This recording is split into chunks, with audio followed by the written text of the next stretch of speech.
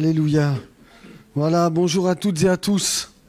Quel bonheur d'être avec vous et de visiter l'église de l'Ariane. Allez, je ne vais pas m'étendre, on va ouvrir la parole de Dieu. Ah, il a même mis la consolation d'Israël, c'est bien ça. Luc, vous êtes d'accord avec moi? On va ouvrir la parole dans l'évangile de Luc. Luc au chapitre 2. Et on va faire la lecture à partir du verset 21.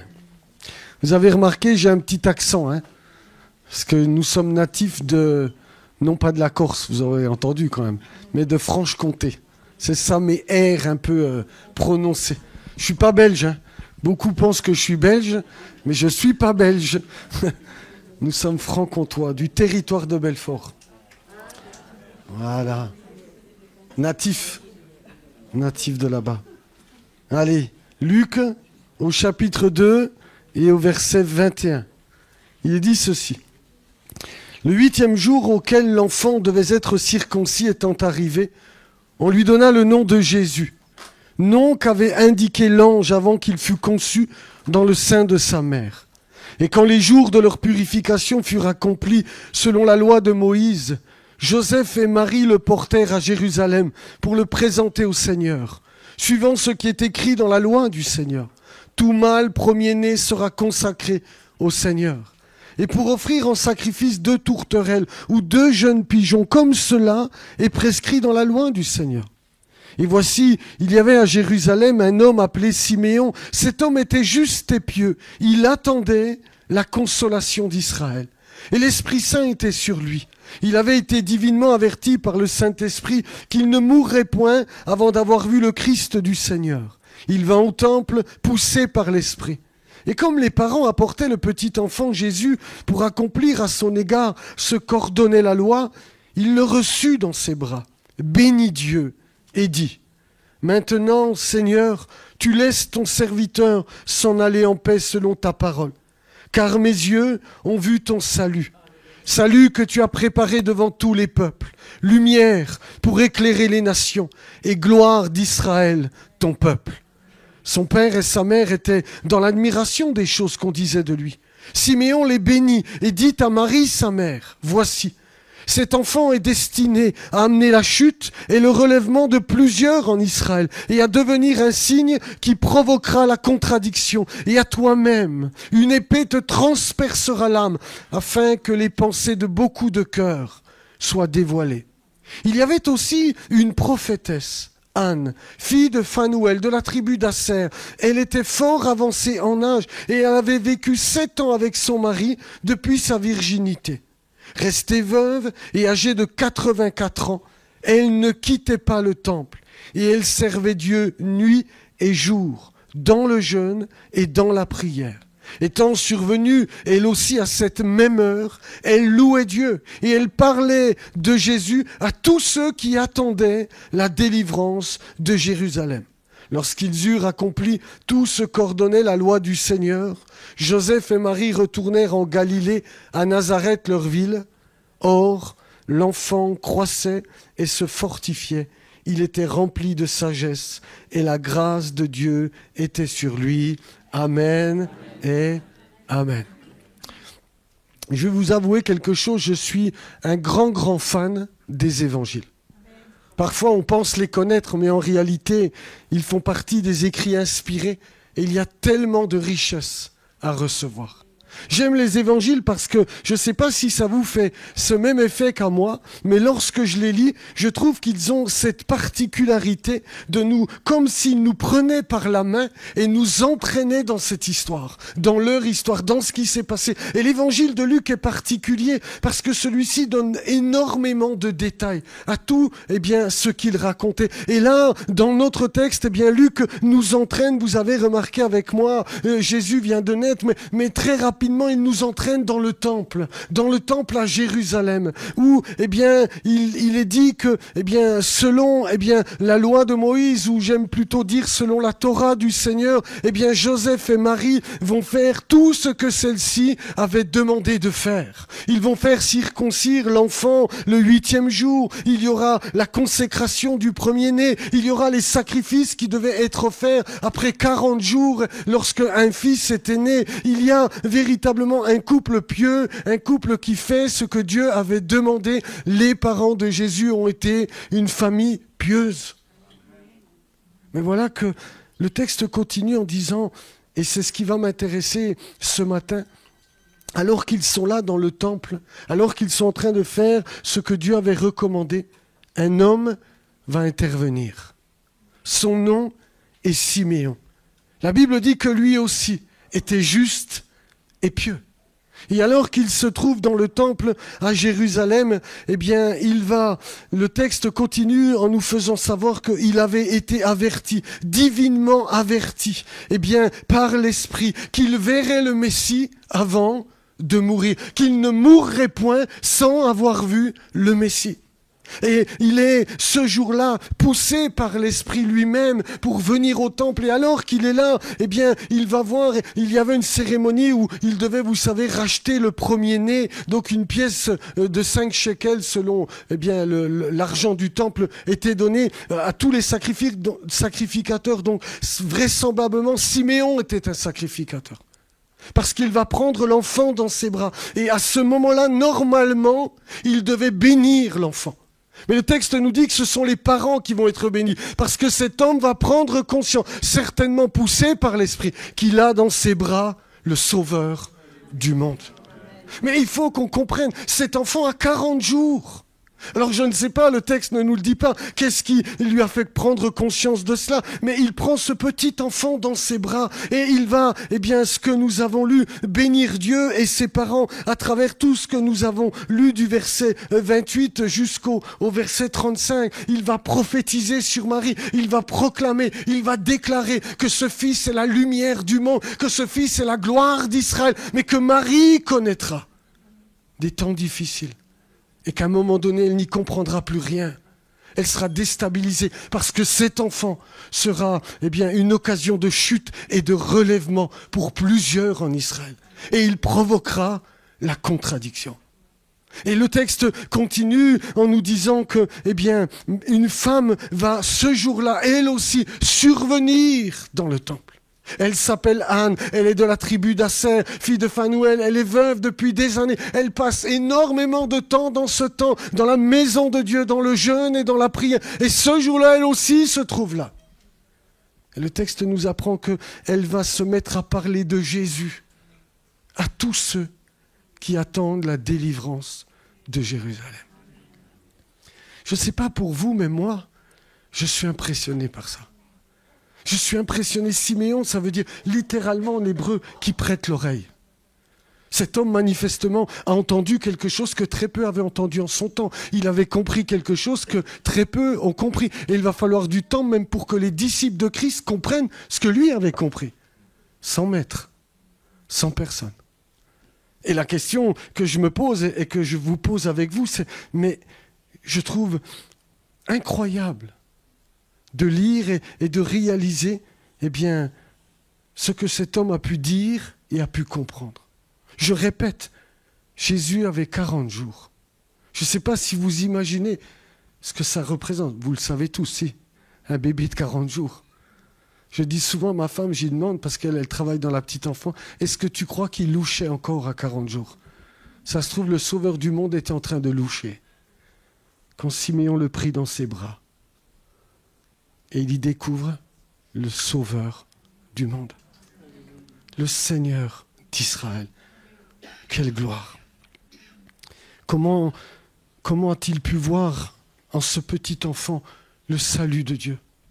Comment a-t-il pu comprendre que c'était la gloire d'Israël? Comment est-ce possible que cet homme et ensuite cette femme aient pu aller parler de Jésus à tous ceux qui étaient là? Comment est-ce possible, frères et sœurs? Je ne sais pas si vous êtes déjà posé cette question, mais moi, ça m'interpelle et je me la suis posée longtemps. Et il y a dans le texte 2 petites notions, c'était écrit tout à l'heure, sur lesquelles j'aimerais m'arrêter avec vous parce qu'ils peuvent paraître anodins quand on le lit. Mais en réalité, ils sont chargés d'une grande lumière. Vous avez remarqué que cet homme et cette femme avaient les deux une attente. Cet homme et cette femme avaient une attente. Il est dit que Siméon, il attendait la consolation d'Israël. Et que cette femme-là, elle s'est mise à parler de Jésus à tous ceux qui attendaient la délivrance de Jérusalem. Ces deux petits détails du texte de Luc pourraient passer comme inaperçus ou même anodins quand on le lit rapidement. Mais comme je vous disais à l'instant, ils sont chargés d'une très très grande révélation et grande lumière. Et j'aimerais ce matin m'arrêter avec vous sur ces points-là pour entrer bien plus profondément dans les Écritures et surtout dans les écrits des prophètes. En réalité, pour ceux qui connaissent la tradition hébraïque, tout à l'heure, il disait qu'on avait des grands cerveaux. Je vous dis tout de suite, c'est faux, mais faux, mon frère, totalement faux. Si on demandait à ma femme, elle va vous confirmer. On est loin d'avoir des cerveaux à 18 étages. Sauf que nous aimons la parole de Dieu. Et l'Esprit du Seigneur nous fait grâce. C'est tout. Comme il nous te fait grâce dans d'autres domaines. Je ne sais pas si vous êtes au courant, mais la consolation d'Israël dans la tradition hébraïque, en fait, est tirée d'un livre du prophète et du prophète Ésaïe. À partir du chapitre 40 jusqu'au chapitre 66, eh bien, cette partie du livre d'Ésaïe est appelée le livret des consolations d'Israël. Parce qu'il va commencer à partir du chapitre 40, et on peut le lire ensemble, regardez, on va s'intéresser un petit peu au prophète Ésaïe. À partir du chapitre 40 et au verset 1er, il va démarrer de cette manière-là. Consolez, consolez mon peuple, dit votre Dieu. Parlez au cœur de Jérusalem et criez-lui que sa servitude est finie, que son iniquité est expiée, qu'elle a reçu de la main de l'Éternel au double de tous ses péchés. À partir du chapitre 40 jusqu'à la fin du chapitre 66, dans la tradition hébraïque, on appelle cette partie le livret des consolations d'Israël, parce que cette promesse de Dieu, cette déclaration de Dieu va devenir le thème central de toute cette partie du livre d'Ésaïe. Regardez avec moi très rapidement au chapitre 49 et verset 13. Il est écrit ceci, 49 verset 13. Il est rappelé ceci. Cieux, réjouissez-vous, terre, sois dans l'allégresse, montagne, éclatez en cris de joie, car l'Éternel console son peuple, il a pitié de ses malheureux. Au chapitre 51 et verset 12, chapitre 51, verset 12, je vais essayer de rester calme, parce que je m'enflamme, puis après ma femme me dit, tu parles trop vite. 51, verset 12. C'est moi qui vous console. Qui es-tu pour avoir peur de l'homme mortel et du Fils de l'homme pareil à l'herbe? Chapitre 52, verset 9. Il est dit ceci. Éclatez ensemble en cris de joie. Nous l'avons chanté ce matin. Ruine de Jérusalem, car l'Éternel console son peuple. Il rachète Jérusalem. Chapitre 54, verset 11. Malheureuse, battue de la tempête, et que nul ne console. Voici, je garnirai tes pierres d'antimoine et je te donnerai des fondements de saphir. Chapitre 61, verset 2. Vous connaissez tous ce passage parfaitement. Le Seigneur proclame que l'Esprit est sur lui, au verset 2, pour publier une année de grâce de l'Éternel, un jour de vengeance de notre Dieu pour consoler tous les affligés. Et au chapitre 66, pour terminer cette partie d'Ésaïe, chapitre 66, et je vais lire d'abord le verset 11, il est dit, verset 10, verset 10, « Réjouissez-vous avec Jérusalem. Faites d'elle le sujet de votre allégresse, vous tous qui l'aimez. Tressaillez avec joie, avec elle de joie, vous tous qui menez deuil sur elle, afin que vous soyez nourris et rassasiés du lait de ses consolations, afin que vous savouriez avec bonheur la plénitude de sa gloire, car ainsi parle l'Éternel. Voici, je dirigerai vers elle la paix comme un fleuve, et la gloire des nations comme un torrent débordé. Et vous serez allaités, vous serez portés sur les bras, et caressés sur les genoux, comme un homme que sa mère console. Ainsi, je vous consolerai, vous serez consolés dans Jérusalem. Amen et amen. À partir du chapitre 40, ce thème est constant dans toute cette partie du livre. Dieu annonce qu'il va maintenant consoler son peuple. Dieu annonce que, l'exil va prendre fin. Parce que jusqu'au chapitre 39, si on avait eu le temps de tout étudier, Ésaïe va avertir, Ésaïe va dénoncer, Ésaïe va expliquer que si Juda et Jérusalem ne se détournent pas de l'idolâtrie, ils seront mis en exil, à Babylone. Et malgré les années, malgré les avertissements, le peuple n'écoutera pas et ils seront menés pendant 70 ans dans l'empire babylonien. Et donc, à partir de ce chapitre 40, le ton va changer, le thème va changer. Ésaïe a saisi que l'exil est certain. Donc, il va donner une parole d'espérance à son peuple. L'exil prendra fin. Et cet exil, babylonien prendra fin par ce thème-là, la consolation d'Israël. Dieu va consoler son peuple. Et lorsque dans l'évangile de Luc, il est dit que, il attendait la consolation d'Israël, c'est de ces choses dont il est question. C'est de ces réalités dont il est question. On ne peut pas dissocier la première alliance, j'aime pas appeler l'Ancien Testament, les Écritures, du Nouveau Testament. Ces deux choses sont une seule et même parole de Dieu, une seule et même réalité spirituelle. On ne peut pas dissocier l'un de l'autre. Et lorsque Luc nous dit que cet homme attendait la consolation d'Israël et qu'Anne parlait de Jésus à tous ceux qui attendaient la délivrance de Jérusalem, il est question de cette réalité-là. Il nous faut bien comprendre que c'est le retour de l'exil qui va apporter la consolation. Est-ce qu'on peut relire 2-3 passages? Regardez avec moi, chapitre 49. On va se plonger dans la parole. Vous me suivez toujours ou pas?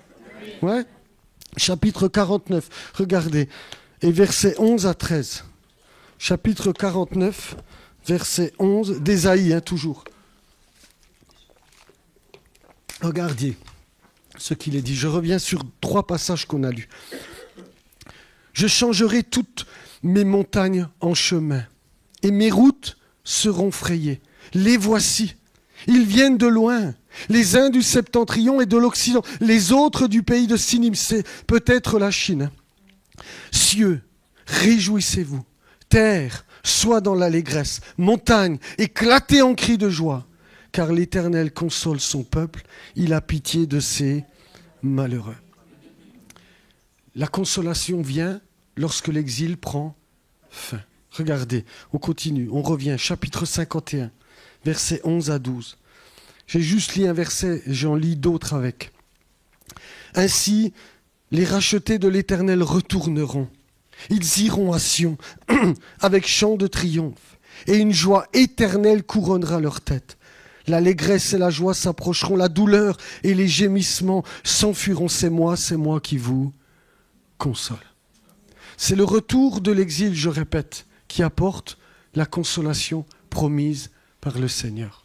On peut en lire un 3e si vous voulez, chapitre 52, et après j'arrête, versets 8 et 9. La voix de tes sentinelles retentit. Elles élèvent la voix, elles poussent ensemble des cris d'allégresse, car de leurs propres yeux, elles voient que l'Éternel ramène Sion. Éclatés ensemble en cris de joie, ruine de Jérusalem, car l'Éternel console son peuple, il rachète Jérusalem. Lorsqu'il est question de la consolation d'Israël dans ce livre d'Ésaïe, on se rend compte que toujours ce thème est lié au retour de l'exil. Dieu annonce qu'il va consoler son peuple. Dieu annonce que Jérusalem ne sera plus en ruine. Dieu annonce que Jérusalem sera délivrée. Et au milieu de tout cela, ce retour de l'exil va permettre la venue du Sauveur. Parce qu'au milieu de tout cela, on n'a pas le temps de tout lire ce matin, je suis désolé. Ésaïe va annoncer la venue du serviteur de l'Éternel. On appelle ça dans la tradition les 4 chants du serviteur. Ésaïe 42, Ésaïe 49, Ésaïe 50 et Ésaïe, la fin de 52 et tout le chapitre 53. Il va annoncer que le serviteur de Dieu viendra et que c'est lui qui sera la lumière des nations. Il va annoncer que c'est lui qui sera la gloire d'Israël. Et c'est tout cela pour vous faire prendre conscience que tout ce que va dire Siméon, il ne l'invente pas. Siméon est tout sauf un mystique. L'Esprit de Dieu est sur lui, c'est clair. L'Esprit de Dieu le dirige, c'est clair. Mais cet homme n'a rien inventé. Tout ce qu'il va déclarer, tout ce qu'il va apporter comme déclaration ou prophétique concernant Marie, il le puise dans les écrits du prophète Ésaïe. Cet homme est tout sauf un mystique. C'est un homme qui connaît très bien la sainte parole du Seigneur. Et c'est pourquoi que l'Esprit de Dieu est sur lui, parce que cet homme a compris, pleinement compris le message du prophète Ésaïe. Il a compris que cet enfant viendrait, c'est le rameau d'Ishaï, c'est le petit, celui qui est insignifiant aux yeux des hommes, mais c'est pourtant lui la lumière du monde, c'est pourtant lui la gloire d'Israël. Il a compris que ce serviteur serait rejeté, qu'il serait condamné par les hommes, mais que Dieu lui accorderait la résurrection d'entre les morts. Il a compris le prophète Ésaïe dans son entièreté et dans son message de consolation. Cet homme n'invente rien. Et vous savez, c'est très important de comprendre cela. Aujourd'hui, dans le monde évangélique, dans son entièreté, on a tellement tout et son contraire, tout et n'importe quoi. Mais la seule autorité qui doit demeurer dans l'Église de Jésus-Christ, c'est la parole de Dieu. On n'est pas là pour inventer, on n'est pas là pour rêver, on n'est pas là pour nos petits plans, nos petites visions. Ce qui compte, c'est que nos vies soient fondées sur les prophètes, sur les écrits que Dieu nous a donnés.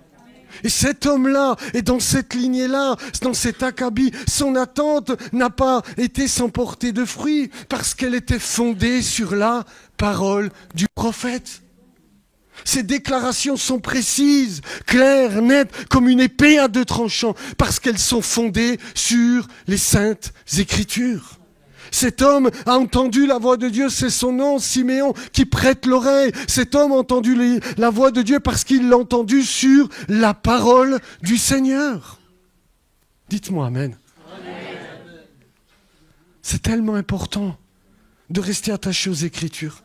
C'est tellement important de ne pas faire dire à la Bible ce qu'elle ne dit pas. C'est tellement important de ne pas écouter les charlatans du temps moderne. C'est tellement important de ne pas plonger tête baissée sur n'importe quelle parole de je ne sais qui, mais de fonder notre vie sur la parole du Seigneur. Cette vie et celle de Siméon étaient accompagnées de l'Esprit parce qu'elle était fondée sur l'autorité de la parole.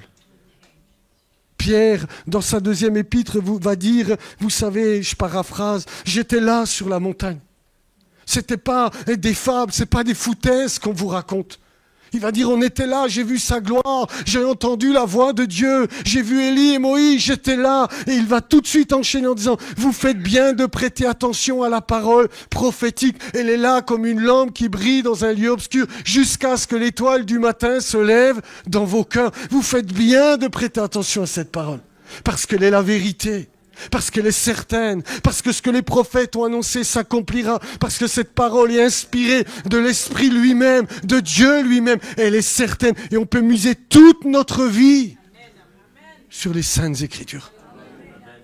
J'aime particulièrement le témoignage de David Livingstone. Vous connaissez tous David Livingstone? C'était un des tout premiers, si ce n'est le premier missionnaire anglais qui est parti en Afrique. Et cet homme est parti pendant de nombreuses années.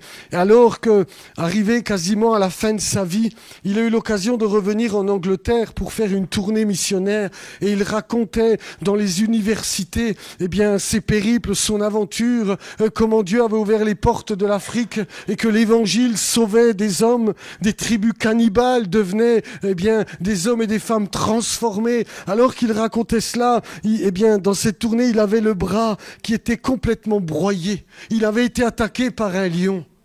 Et il avait le bras droit qui était complètement broyé.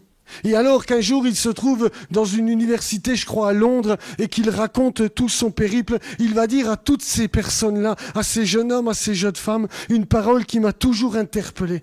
Il va dire, vous savez, j'ai tout misé sur une seule parole de l'Écriture.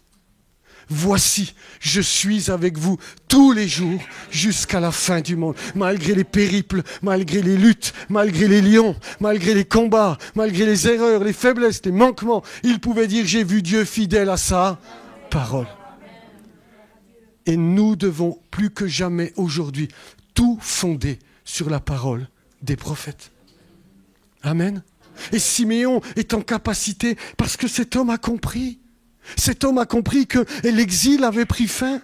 L'exil babylonien. Cet homme a compris que, du moment que l'exil avait pris fin, que Dieu ramenait Sion chez lui, il devait venir le sauveur du monde. Il avait compris que le serviteur de l'Éternel, devait venir dans le monde. Il avait saisi qu'il serait faible, qu'il serait méprisé des grands, qu'il serait condamné, crucifié. Cet homme avait compris par les Écritures. Et c'est la raison pour laquelle il peut déclarer de telles choses. Parce que tout ce qu'il va dire était basé sur la parole du prophète. Amen. Frères et sœurs, ce retour de l'exil, ce retour et cette construction de Jérusalem annonçaient que le roi allait venir dans le monde. Amen. Mais je voudrais vous entraîner plus loin ce matin, sans être trop long, parce que ce retour de l'exil babylonien, cette reconstruction de Jérusalem annonçait quelque chose d'encore plus grand. Et j'aimerais qu'on fasse des parallèles entre le chapitre 60 d'Ésaïe, Ésaïe au chapitre 60, et puis le livre de l'Apocalypse. Vous êtes prêts? Vous avez vos Bibles ouvertes? Pour les uns, ils ont... Ce que je vais faire, c'est que je vais le lire, Ésaïe, et puis tu pourras m'afficher le livre de l'Apocalypse, s'il te plaît. Regardez avec moi. Ésaïe 60, verset 3. Et tu pourras afficher Apocalypse 21, 24. Regardez ce que le prophète au milieu de tout cela va dire. Des nations marchent à ta lumière et des rois à la clarté de tes rayons. Regardez ce que dit Apocalypse 21, 24. Les nations marcheront à sa lumière et les rois de la terre y apporteront leur gloire. Ésaïe 60, verset 11 et Apocalypse 21, 25, 24. 60, verset 11. Tes portes seront toujours ouvertes. Elles ne seront fermées ni jour ni nuit, afin de laisser entrer chez toi les trésors des nations et leurs rois avec leur suite. Apocalypse 21, 25 et 26. Ces portes ne se fermeront point le jour, car là, il n'y aura point de nuit. Verset suivant. Et on y apportera la gloire et l'honneur des nations. Ésaïe, chapitre 60, verset 19 et Apocalypse 21, verset 23.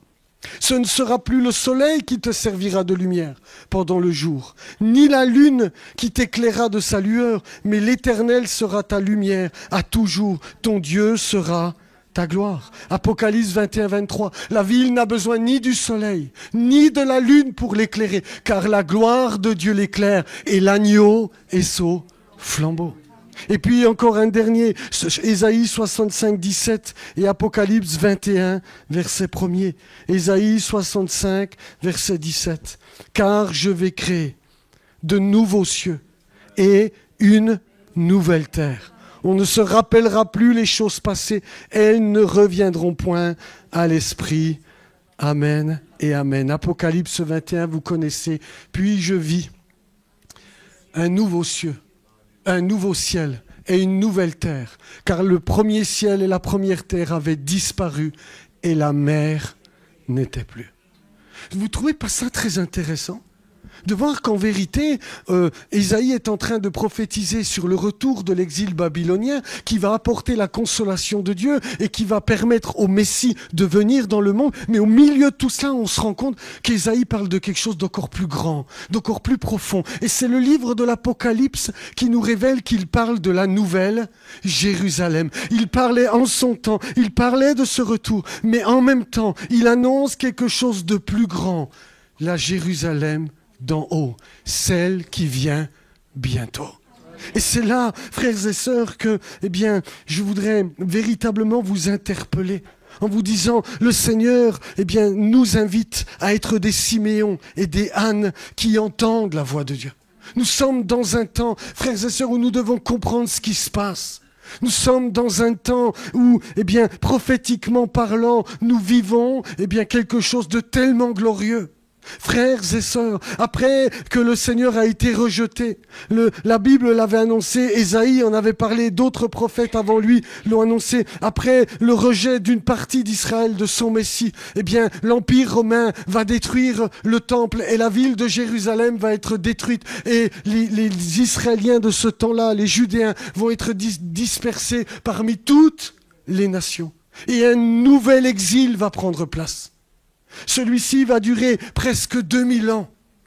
Mais en 1948, le 14 mai très exactement, 1948, quelque chose d'improbable va se produire. Dieu va redonner la terre d'Israël à son peuple. Là, l'exil prend fin. Le dernier exil a pris fin. Israël est en train de rentrer dans sa terre. Et depuis maintenant 77 ans, Israël est de retour. Et nous voyons les prophéties s'accomplir les unes après les autres. Après cela, pour faire court, il y a eu la guerre des 6 jours.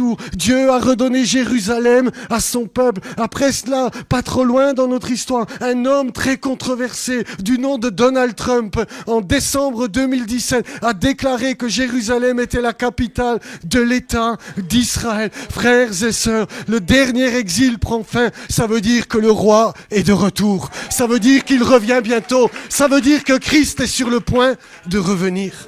Et notre vie doit être fondée sur ces paroles prophétiques. On n'est pas là pour nos petits plans, on n'est pas là pour notre petite vision, on est là pour entrer dans le plan de Dieu, celui que les prophètes ont annoncé. On est là pour travailler avec Dieu, on est là pour comprendre ce qui se passe.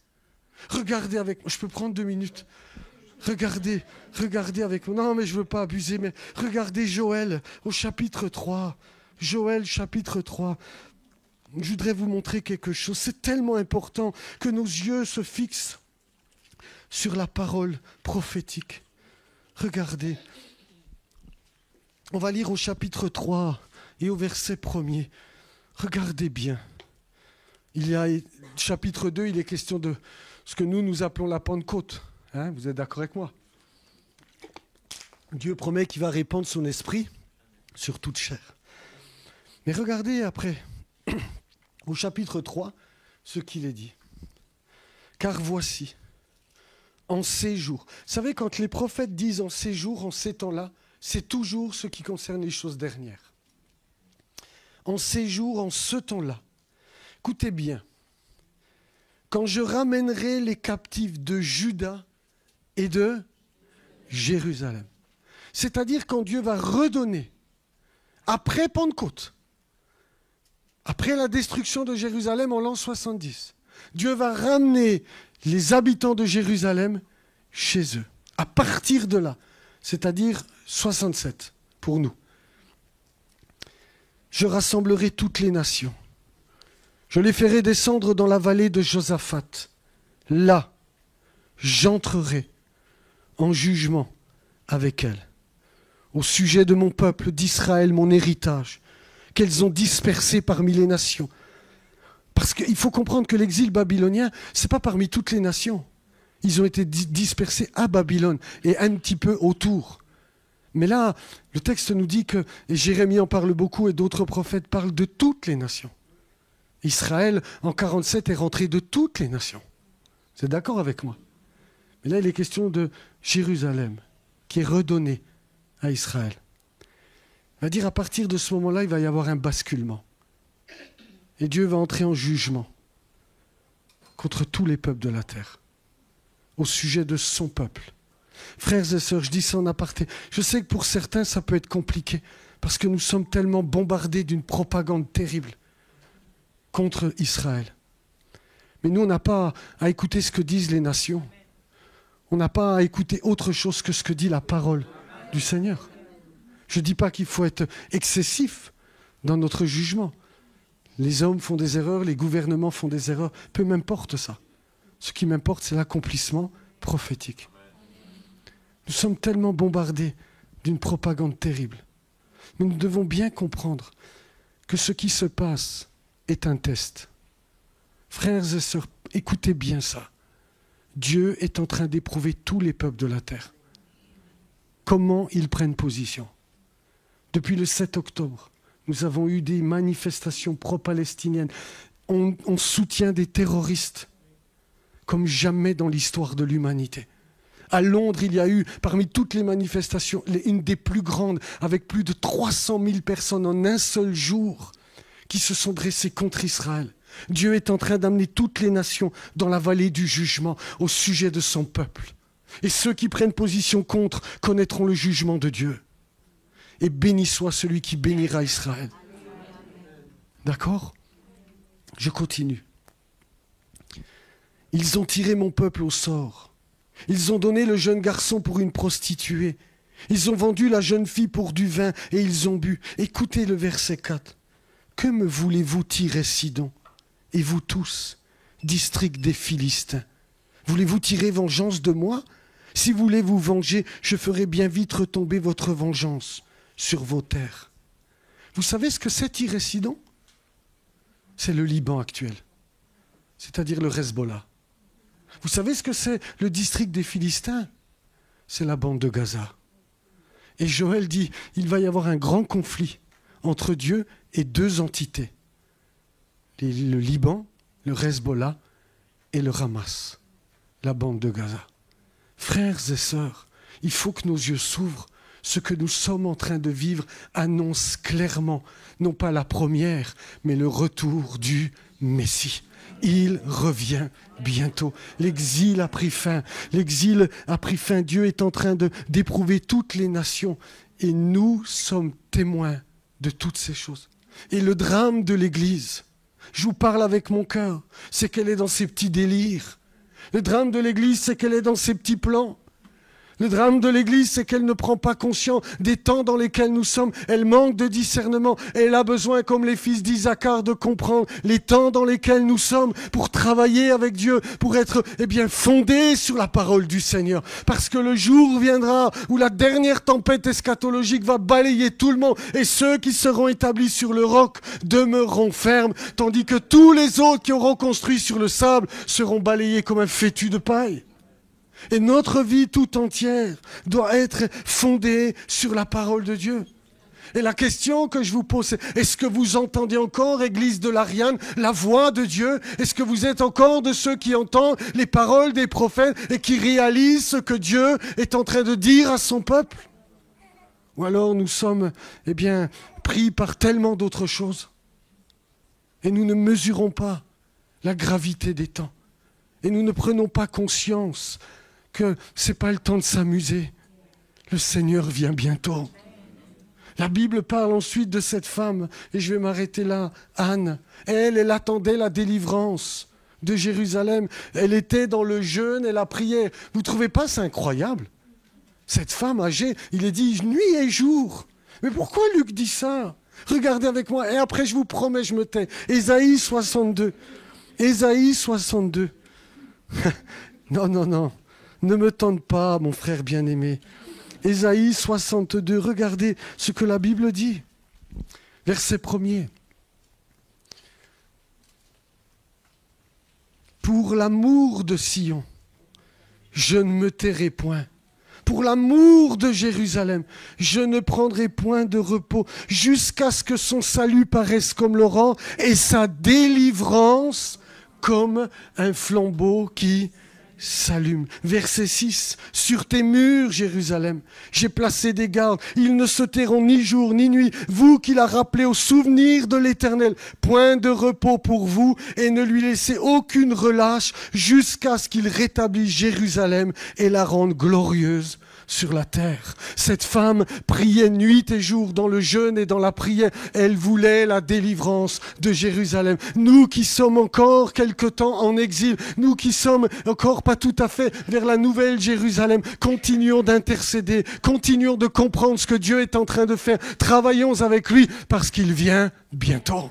Il vient bientôt et nos yeux vont enfin pénétrer cette cité glorieuse. Nos yeux vont enfin la voir, celle que nos pères ont attendue depuis des millénaires. Nous sommes la génération qui va peut-être vivre ce grand jour glorieux. Le Messie va paraître sur les nuées du ciel. Le Messie va délivrer son peuple et nous délivrer avec lui. Et nous entrerons dans la félicité éternelle. Il n'y aura plus ni deuil, ni cri, ni larmes, car le Seigneur, notre Dieu, sera notre lumière.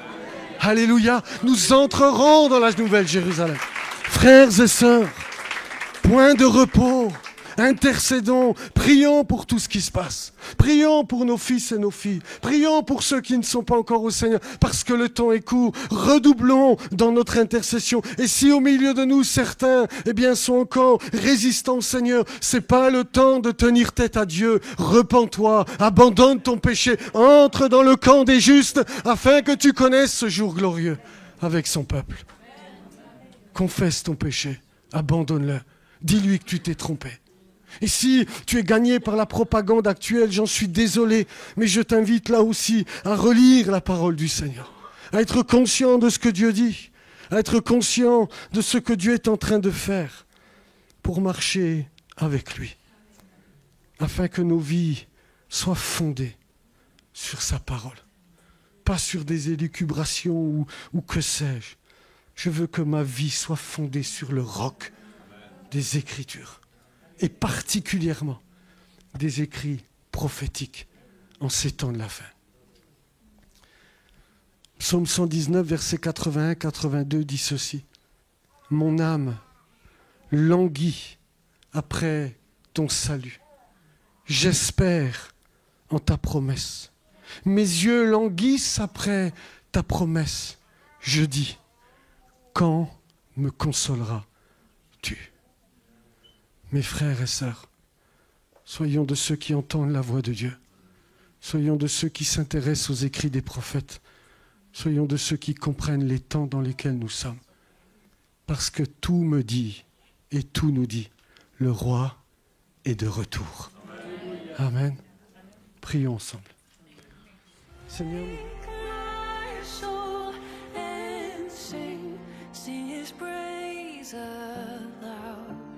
sing his praise aloud. Oh, awake my soul and sing his praise aloud.